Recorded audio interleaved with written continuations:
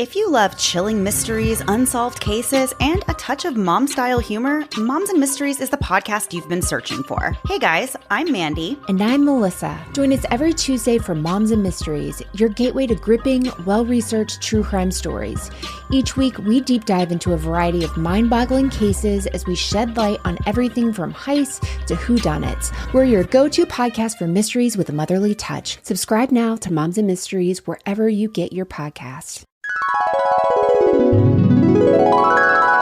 February 12th, 2020. Well, now to China and a sudden surge in new confirmed cases of the coronavirus. In Hubei province alone, China is reporting nearly 15,000 new cases. That's a huge jump, a spike 7 times higher than yesterday. Hey, are we done? Check, 1, 2. Welcome to the Clean Energy Show. I'm Brian Stockton. And I'm James Whittingham. So let's look at the news here. So James, Nissan has come up with a zero emissions lullaby. Well, you've made several $1 million on the Tesla stock, so... yes, I do have to disclose I am also a Tesla shareholder, so... I have to disclose that I'm poor. If the podcast goes well, I'll give you one of my shares. One. But yeah, I think it makes sense. This next 10 years there's going to be lots to talk about. It's going to be insane, the transition that happens. It's a limited series, though. Only 10 years. Limited series, once a week for 10 years. Oh, God. That's all I can commit to. Well, we just have to start looking for a replacement for me because I'm not sure my body's going to hold up for 10 years. And I'm here to reveal, live on the air, my Tesla safety score. Okay. And my Tesla safety score right now is 98. Still disappointing. Jim Farley says, seriously, he just sounds like this to me. Huh? Whoa! Man! How much solar and batteries would you need to match a nuclear reactor? And they are showing 95% of materials can be recycled. They've just started up their factory. 95% of those materials. But get this. You take the minerals out of this battery, you put it into a new battery that gives you 10, 15, 200% based on time and progress. And therefore, it's greater than 100% recyclable. Yeah, 1 in 5 cars sold are electric. That's what's actually going on. Thank you.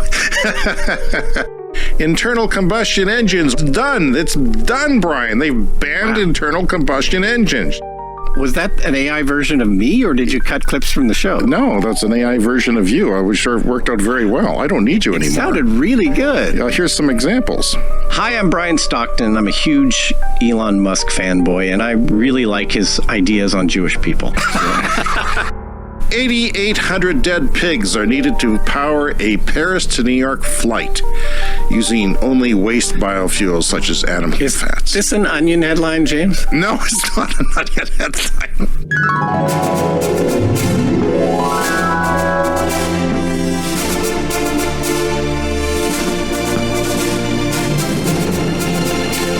Congratulations on 5 years for the Clean Energy Show.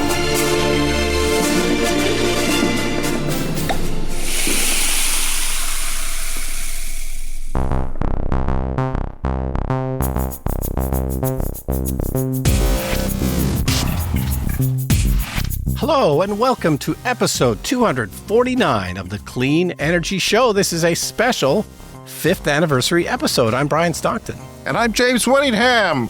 Woo! Oh! We look back at 5 years this week of your favorite Clean Energy Show podcast and dissect which episodes Brian was an AI and which were really him. See if you can tell from his next joke. Also, 3 Baltic states have disconnected from the Russian power grid and have hooked up to the EU instead. Workers literally cut the cord and took home pieces as souvenirs. Other souvenirs included safety, security, and peace of mind. I break down how much clean energy progress there's been since the day we started the podcast 5 years ago exactly.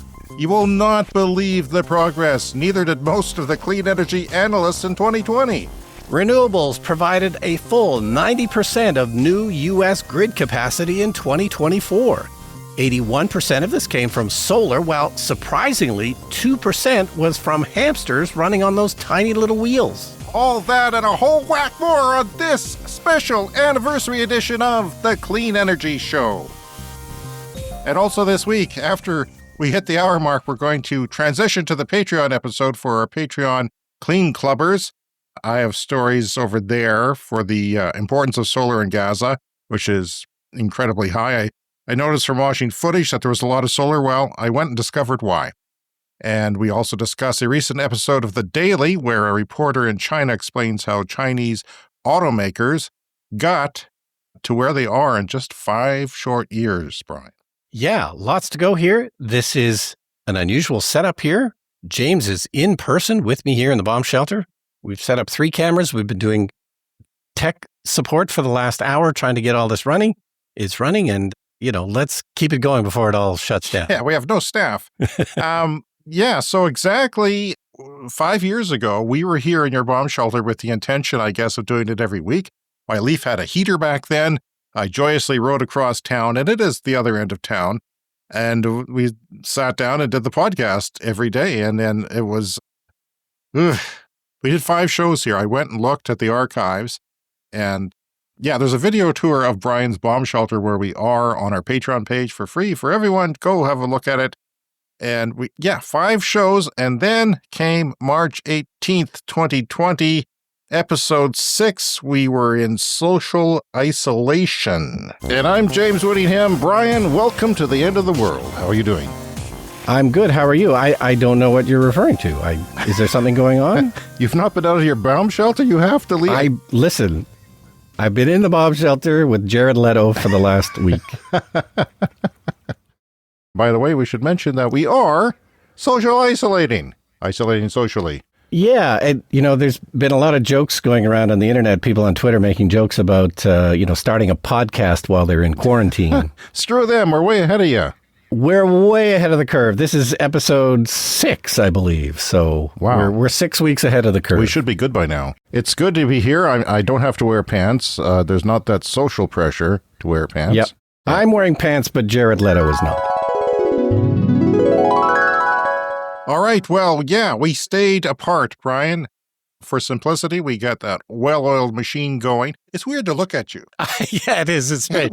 What are you doing? What's this? Who is this man? It's like I'm seeing the podcast in person at a live event or something. I'm so used to looking at your tiny head and a monitor at an odd angle on Skype. But this is in person. Theoretically, we'll have a different conversational tone here in person, but I'm just uncomfortable with it, frankly. Well, and I'm trying to remember the Jared Leto reference, and it was something to do where he was off on vacation or something, and he was oblivious to the news about COVID or something. I think that's what that was. Oh, okay. Well, when we started, you had an EV charger, but no EV. Yeah. And I used to plug in, and then we just sort of set up in our 2 places and eventually got really used to it. But it was also very good to talk to someone every week. Yeah. During that early days of lockdown. Because I think I would have gone insane if I didn't, because I wasn't seeing anyone. No one was seeing anyone, really. But, I have a lot of fond memories of that time, so I'm really surprised it was only 5 episodes before we went into lockdown. I remember sitting here. I had the radon meter here one time. You were across from me. Right. I think we reset it, and then we sort of waited for the radon meter results to come up in person, live on the air, live as it were. Mm-hmm. And anyway, I think that was normal. I can't remember, but I did end up getting radon mitigation done for my basement. So hopefully there's no radon gas. It's a problem we have around here where we live. It's this odorless, colorless gas. And then I took the radon meter home during isolation for 3 months and did a run.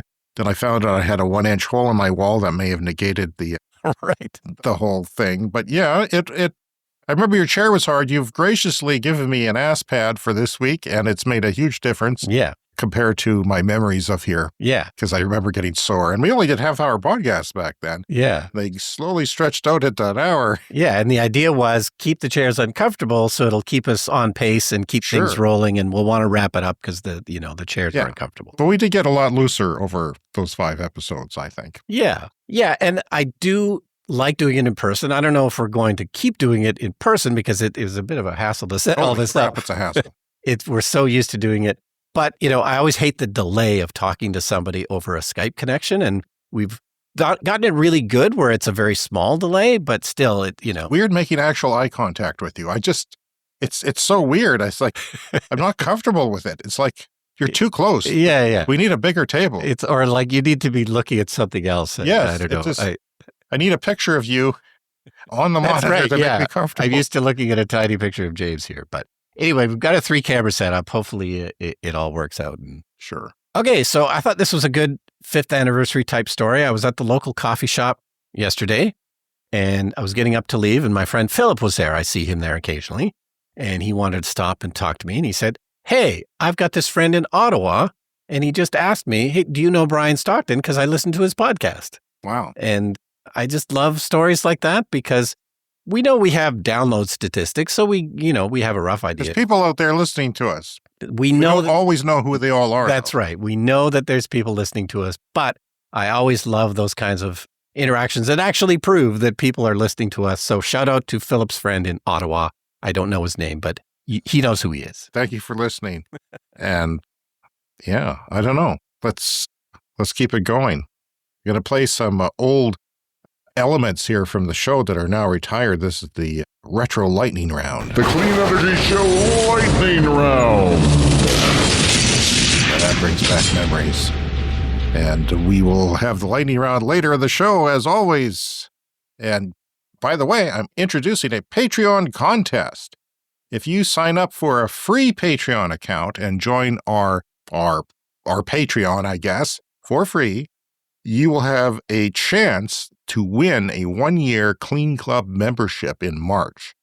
So go sign up for a free account. Lots of you have, and you'll still be eligible. And we will do a draw. I will reach into a hat live on the air and pull out some person's name, perhaps the person in Ottawa. Who knows? Could be in Uganda.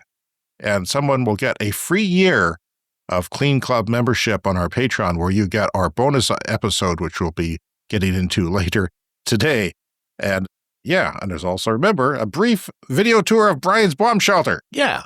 Which you need to see, because it's weird. We've talked about it before. This house was built in 1962. It is a fallout shelter. It's been covered in an academic paper. I had an academic researcher come down here one time and look at it and take pictures. And yeah, I don't know if you can find it on the internet, but I have a copy of it. And there's pictures of my fallout shelter in this academic paper. Is your name attached to it? No, it's all anonymized, but okay. So you wouldn't be able to tell which one is mine. Does it say Regina, Saskatchewan? Oh, it probably does. Yeah. It's about, fallout shelters in the prairies and. And by the way, it's minus 30 Celsius, so it was a bit of an ordeal to get here this morning. So Fortunately, it's sunny. Yeah. So that I have headlines from the day we started the podcast, and that's the day that COVID-19 was coined by the World Health Organization. And that the day we started this podcast on February 12th, 2020, 43,000 people worldwide were infected, resulting in 1,017 deaths. In Toronto, restaurant owners have been reporting up to a 30% reduction in business. Boy, would that change, despite Canada having only 7 confirmed COVID cases at that time. And Elon Musk was starting to tweet weird things. He was tweeting a bizarre Sonic-themed meme of Bernie Sanders, and that got worse. A climate report around the time we started podcasting 5 years ago estimated that there might be 2.5 million EVs on the road by 2030. And Gartner Inc. predicts there will be over 85 million at the start of this year. Wow. That was way off. Yeah. A lot of those kind of predictions. Yeah. And the Model S had the longest range at the time of any electric vehicle out there, which was 373 miles, or just shy of 600 kilometers. It charged at 250 kilowatt peak. The Porsche Taycan was also coming out around that time, and it was charging at 350 kilowatts peak, but now there are cars in China charging up to 600 kilowatts peak. There were 127 Teslas in Saskatchewan, which actually seems high to me. Yeah, I would have had, around number 200 or so, because I bought mine shortly after we started. Yeah, it was March, I think you received it, and that was your first EV? That's right. It was right when lockdown started, because I somehow had to get the license plates through lockdown, and we talked about it on the podcast at the time, I know, and I think they slipped it to us under the door or something. It was a no-contact pickup for the license plates. Through the end of 2028, Northvolt estimated approximately 210 gigawatts of new installed stationary energy capacity globally. That's 210 gigawatts is what they estimated. But yeah, we reached that 3 years early. Yeah. It's way 5 times larger than that. Bloomberg NEF was predicting 10% of global auto sales to be fully electric by 2025. They are the big people who do this predicting. Yeah. They were off. They were it off. Was twice that. Yeah, worldwide, it's about 20% now of new car sales are electric. Solar. BNEF predicted solar to drop by 14% in price by 2025, where we are now. And it dropped around 50%. Not 14%, 50%. They've constantly been off. In 2020, solar module prices were 20 cents, and now they are as low as 6.5 cents per watt. And the average, though, is around 10 cents, depending on the module, so that's half as much. It dropped by half in 5 years. Batteries, BNEF price per kilowatt at the pack level was $180, now $110 or less. Even in China, we're looking at $60 to $70. With CEOs there aiming for much lower prices in the coming months. EVs, EV and plug-in hybrid sales in Canada totaled about 2.9% of new car sales, and it's now 13.2% at the end of last year. There were only 4 million EVs and plug-in hybrids in the world when we started, and now that's what existed in the entire world when we started. Now there's that many made every 2 months. Wow. So the whole world of existence when we started is now made every 2 months. And that's, of course, increasing. Most EVs are cars. Now it's hard to find one that isn't an SUV or a pickup, it seems. Fully electric EV sales were at 42% in Norway when we started. We thought that was pretty bloody amazing. Mm-hmm. During our first year, we were gobsmacked to learn when it surpassed 50%, but now it is closing in on 100% if you include plug-in hybrids. The New York City mayor ordered all municipal vehicles to be electric by 2040 when we started the podcast. And on July 1st of this year, all light-duty vehicles must be electric when purchased. They've upped it quite a few years, I would say. Yeah. 15. Yeah, the Chicago Auto Show was on, and there was only a handful of electric vehicles at that show. And now it's hard to find one that isn't electric that's getting shown off. There were 15 models of electric cars for sale in the United States. Today, I couldn't even count how many there are. VW announced they'd be building their electric bus, the ID Buzz. Well, it took 5 years to get here to Western Canada anyway. Yeah, I haven't seen one in person, but apparently they are finally out. That was a real delay. New York City aims to make every vehicle, not just the road-going ones, electric by 2040. Oh, here's February 12th birthdays, because that's our birthday. Okay. Abe Lincoln. Okay. Christina Ricci. Uh-huh. Josh Brolin. Charles Darwin. Wow. Big name in science. That's quite a well-noted green energy enthusiast, Abe Lincoln. That's interesting.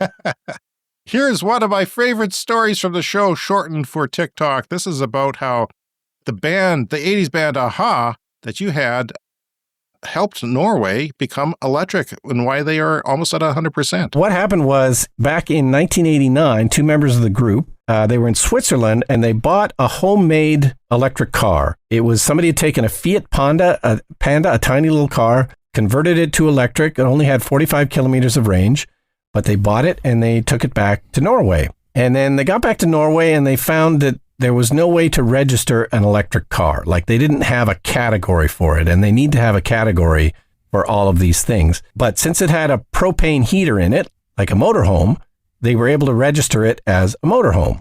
That's bizarre. It's very bizarre, and it keeps going on, and they somehow managed to avoid paying the one-off registration fee for when you register a car. Again, something to do with electric cars not existing, and that kind of somehow set a precedent that other electric cars to this day don't have to pay this registration fee. It goes on. There was another thing where they decided to stop paying tolls. They have a lot of toll roads in Norway.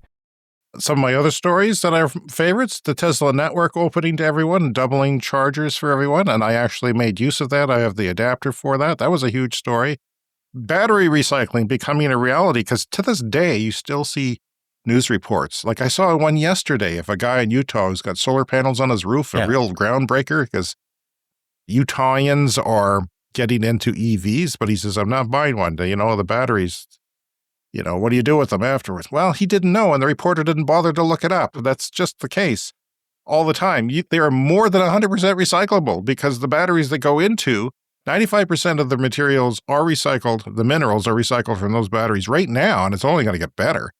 And then they go into batteries that are better than the ones before. So it's like you get more power out of it than you had in the old car. Yeah, and I always wonder about just our local waste recycling. Like we recycle our cans and our plastic and everything, but I'm never really sure if that stuff actually gets recycled because there's mounds and mounds of it. There's probably too much to deal with, but the stuff in batteries is so valuable that it will get recycled. Sure, you don't throw $1,000 bills in the landfill. And this is our top TikTok video, Brian. Not one of my favorite stories, but it's our top TikTok video with 1.6 million views. It's about concentrated solar power generating stations. That's where you have this big concentric circle of mirrors all focusing the sun onto this tower of liquid that gets heated, superheated, and then turns water into steam to run turbines. Well, this is that story. There's something I noticed, Brian, about these concentrated solar farms. I wondered if they were safe for birds. Turns out they're not. The birds ignite into flames, Brian. As you might expect, that's not ideal. Yeah, in fact, the bright light of the glow of all these mirrors shining on this tower attract insects, and then the birds go for the insects. And they call them streamers because you see the smoke streaming going to the ground. That's a horrible way to go. Horrible. But, it's also very expensive. The upside of concentrated solar is that you heat these fluids and you store them, and they continue to produce steam overnight when the sun isn't shining. But we also had a story about an attempt in Alberta, Canada, at Medicine Hat, where it did not work because it was too cold and the snow covered the panels and it was too much work, so they dismantled it. Yeah, and like a lot of things, just normal, regular photovoltaic solar seems to generally be the solution. I mean, you can heat fluid with electricity from that. These other things are probably just too complicated and unnecessary. Okay, so this is a current story, a recent story. This is from The Guardian. The Baltic states have cut the cords. So there's a few countries here. Estonia, Latvia, and Lithuania have now disconnected from the Russian power grid. So this goes all the way back to 2014. They started thinking about doing this. That's when Russia annexed Crimea. And so they started to worry about their dependence on Russia.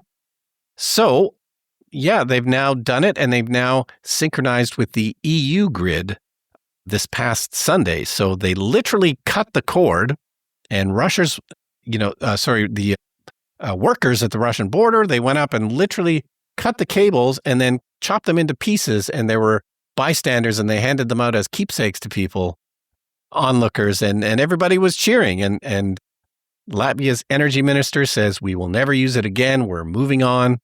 They already stopped using Russian gas, but this dependence on the grid was important because grids are about more than just the power that flows between them, but there's things like, frequencies, like you need to keep certain levels of power. And so they weren't using it so much. They have to resync to the other grid, which is tricky. So they weren't using it so much for power in recent years, but they were still using it to sync the grid, or, I don't understand how that works, but it's just the frequency has to be in sync. I remember watching a video on that. So yeah, they're very excited. By ending the energy dependence of the Baltic states on Russia, we're leaving the aggressor without the option of using energy as a weapon against us. That was Estonia's foreign minister. So here. A nice move forward there in the Baltic states. All right. Well, I've got some clean energy predictions for you from 2020 again, when we started the podcast. A study published on ScienceDirect.com by Research Institute of the Russian Academy of Sciences. Speaking of Russia, the study published that EVs are capable of attaining 11 to 28% of the global fleet by 2040. That is not going to be accurate at all. We see the trend going way away from that. Expansion of the EV fleet can cause significant instabilities in the power grid, they said. Yeah, we hear that sometimes. Yeah, tell that to Norway, who are living by candlelight now because they're 100% EVs and half them on the road are EVs. EVs can achieve full competitiveness by 2035. While we're there now, right as we speak, there's most cars now, and especially if you include the Chinese ones, well, it's not even close. Fuel cell EVs are set to top 13 million by 2030, said S&P Global. Yeah, how's that going for fuel cell vehicles? The first half of 2024, around 5,621 fuel cell vehicles were sold worldwide. 5,000. So, yeah. Good luck with that. It's an interesting technology, but hydrogen fuel cell vehicles are not taking off as predicted. And those sales were a 34% drop from the same period the year before. So California had a goal of 1.5 million EVs on the road by the time we did this podcast today, here in 2025. They set that goal 3 years ago when there was only one EV on the market, the Leaf. 2012. No, they set that goal in 2012 when there was only one, my car basically, which came out, literally months later. And the Tesla Model S was about to be released. And yet they did that. They were aspirational and they knew what was going on. And we didn't have the podcast, so they weren't listening to our podcast at the time. So I guess they were just smart. They reached their target 2 years early in 2023. Yes. So that's good. Fast charging in the United States. In 2020, there was less than 14,000 fast chargers. Now there are 41,000 fast charging connectors, and your cat is here. The cat is here. He's finally made an appearance, but I didn't factor your cat into the fact that I cannot touch any of my cables or my recording will stop. The problems we've had with recording cables, boy, it's a long time since I've seen a cat in person. So cat's not in, special appearance, but the cat's not interested in being on the show. Yeah. So 2020, 14,000 fast chargers in the United States. There are now 41,000.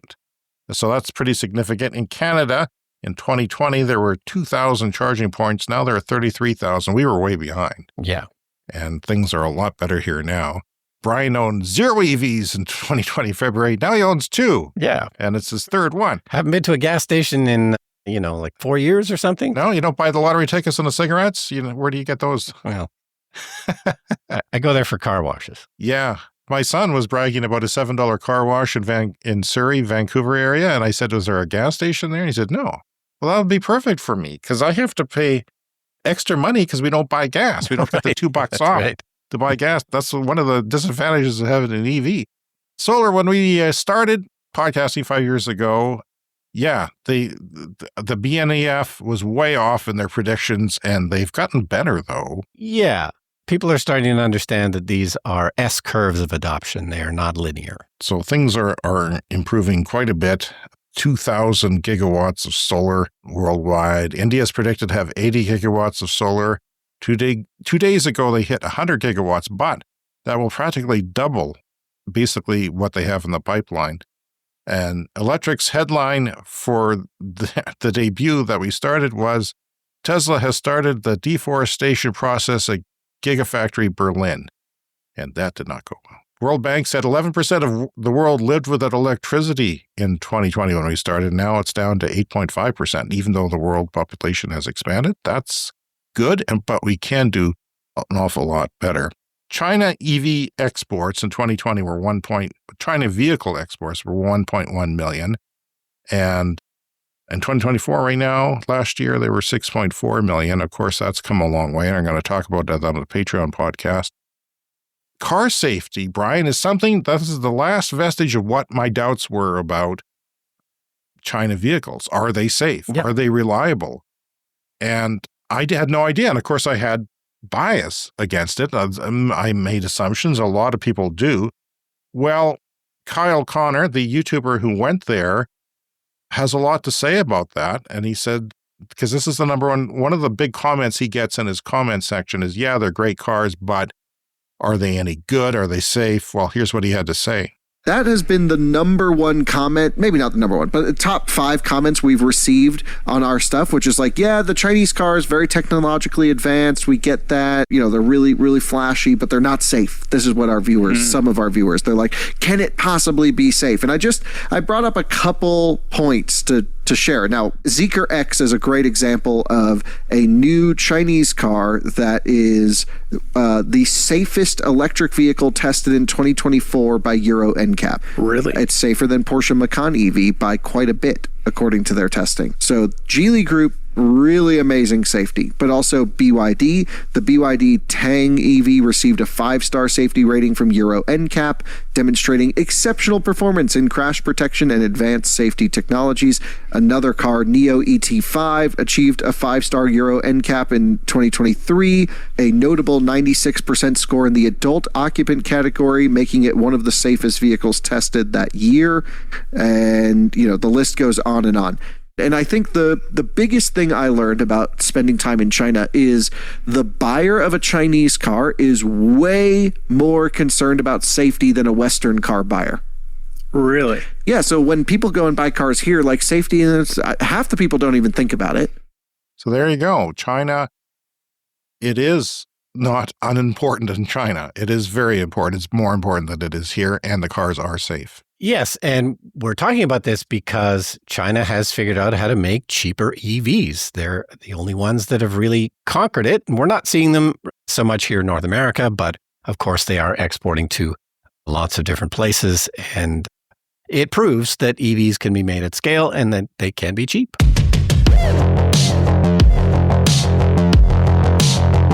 The Clean Energy Show wants to hear from you. Contact us on Twitter, Clean Energy Pod, by email, cleanenergyshow@gmail.com, by voicemail, speakpipe.com/cleanenergyshow, and don't forget to subscribe to our YouTube channel.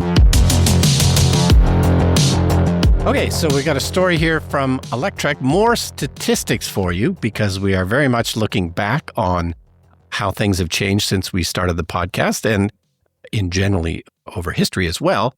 90% of new U.S. capacity for the grid in 2024 was renewables. This is an amazing statistic. 81% of that was solar. So solar by far is, the biggest portion of this and kind of the easiest and cheapest thing to put up right now in terms of renewable energy. So I looked back at some statistics from 5 years ago, and wind was doing better 5 years ago. I was a little surprised by this. So in 2024, the U.S. put in 3,100 megawatts of wind, but back 5 years ago, it was 9,100 megawatts of wind. And only 5,300 megawatts of solar compared to 30,000 megawatts now done in 2024. So a big difference there. 14,000 megawatts of coal was retired back in 2019.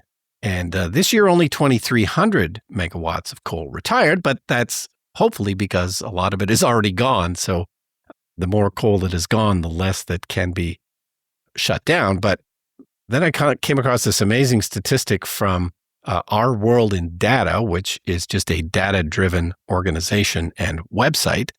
And they report that it took 1 year back in 2004, so 20 years ago, it took a full year to install 1 gigawatt of solar around the world, and we now do that every single day. Good God, that is a stark difference. Solar, as we've said, has become so much cheaper that's why it's happening, and it's got more momentum than wind. Yeah, there seems to be less of a price drop on the wind lately, but, it's still viable. Yeah, and the White House is trying to stop wind for no reason. So offshore is going to take a hit during the next few years, it seems, but onshore is private land, and you can't stop private land from doing what they want. At least currently you can't, so hopefully that will continue. I want to remind people that we have a Patreon episode coming up, that we're going to stay in the bomb shelter for the Patreon episode and talk about some things like solar in Gaza and why China, how China became so dominant with exporting vehicles and making quality vehicles in just 5 years. That's coming up. Go to patreon.com/cleanenergypod and you can find us there and you can subscribe to the Clean Club to get that episode.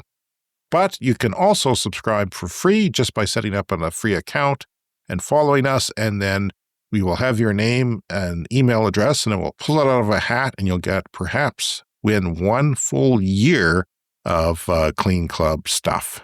Okay, so this is from New York City, from Fast Company. This is a recent story about congestion pricing in New York City. And we have mentioned this briefly, but I thought this article was a nice summary. This is 1 month after congestion pricing in New York City. And of course, other cities around the world have done this as well, places like London.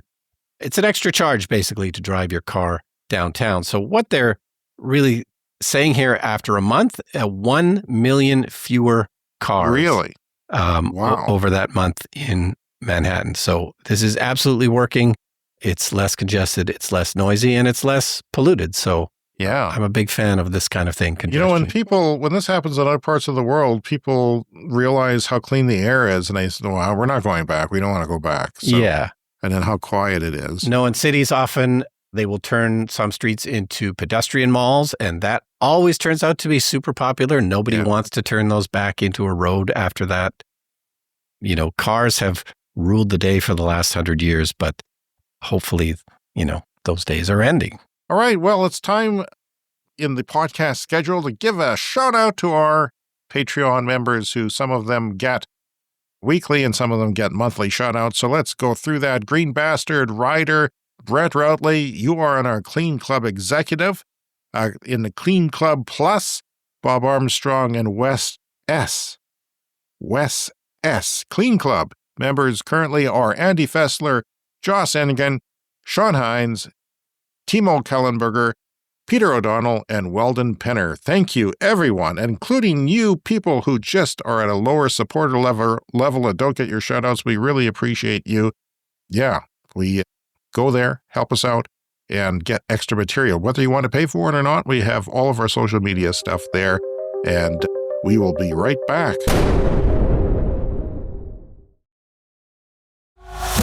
Time for the Lightning Round. The Lightning Round is a fast-paced look at the latest news in clean energy and transportation from the past week. At the Bloomberg NEF Summit, Nat Bullard says Ozempic is throwing a monkey wrench into climate forecasts because fatties like me might end up eating less food. Less food? Less pollution, Brian. I had not heard that before. It is actually an effect. Remember, I mentioned last week that 15% of Americans are on Ozempic and 50% probably should be. Not that I'm endorsing it, because I think it's going to kill us all one day and turn us into zombies. Over $2 trillion with a T, that's a trillion with a T, was invested in the global energy transition last year, the highest ever amount. That is a lot of money, and it outdoes fossil fuels. Exposure to air pollution can make it harder to focus, a study suggests. That's what it finds, and that might explain me lately, because I live by an oil refinery and I'm having a hard time concentrating. It was time for a CS Fast Fact. There are more STEM grads in China. STEM, what is that? Science, technology, engineering, and math. There are more STEM grads in China than all the grads in the United States every year.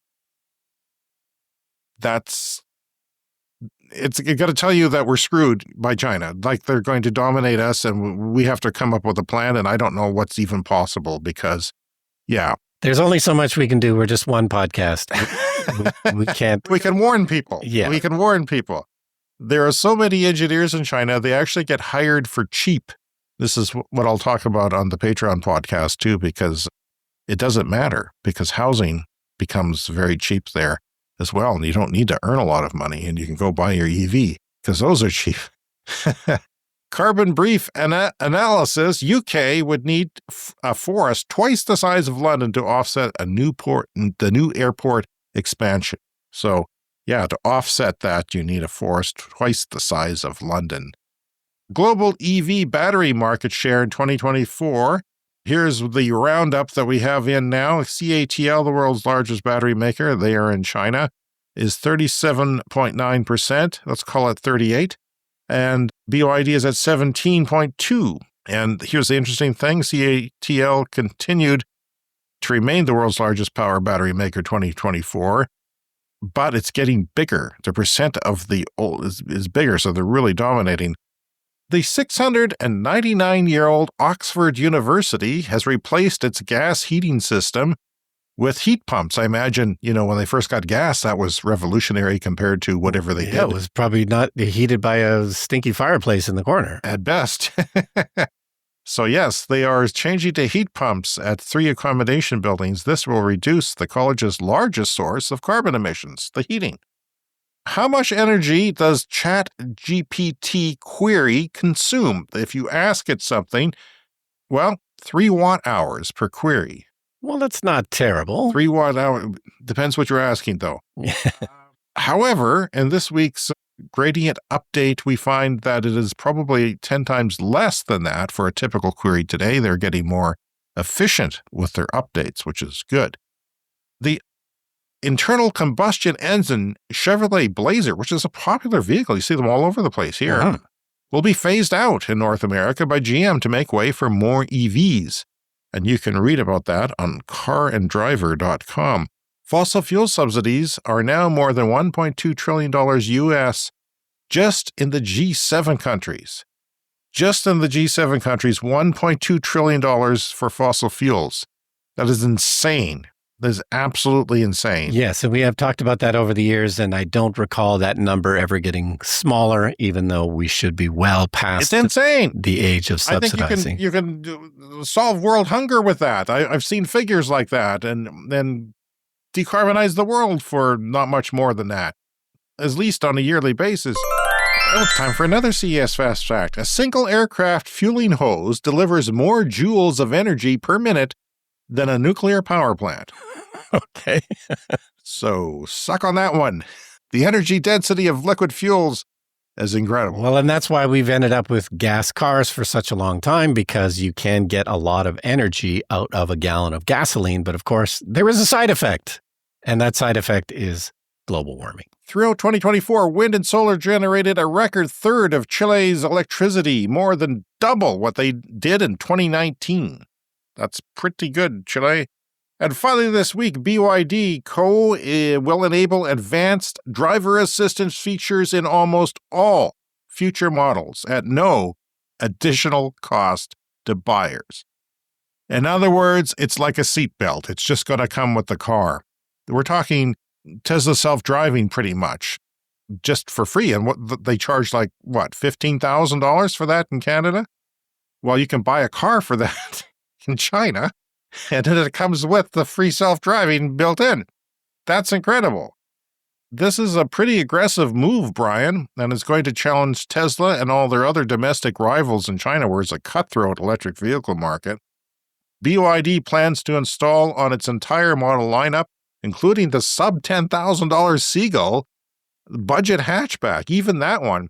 So dubbed God's Eye, the driving system was developed in-house by BYD and will equip the carmaker's mass-market models with features commonly only found on upscale EVs, such as remote parking via smartphones and autonomous overtaking on roads. Advanced driver assistance systems were no longer an unattainable luxury, but an essential tool, like safety belts and airbags, said BYD's founder at an event recently. This vision system is a vision-only system, is camera-only, like Tesla, so there's no cost of LiDARs, the cheap ones. Maybe the expensive ones have LiDARs and radar sensors, but the cheap ones will only have cameras. Last year, light vehicles with so-called Level 2 partial automation features accounted for only 8.5% of the Chinese market. Only? That sounds like a lot. Longer term, we see Chinese automakers taking the lead on intelligence innovations and democratizing these technologies in mass-market cars, said UBS analyst Paul Gong. And basically, Musk is, charging the price of a car for his thing, and they're throwing it in for free. So BYD is building its own AI data center to take care of all this stuff.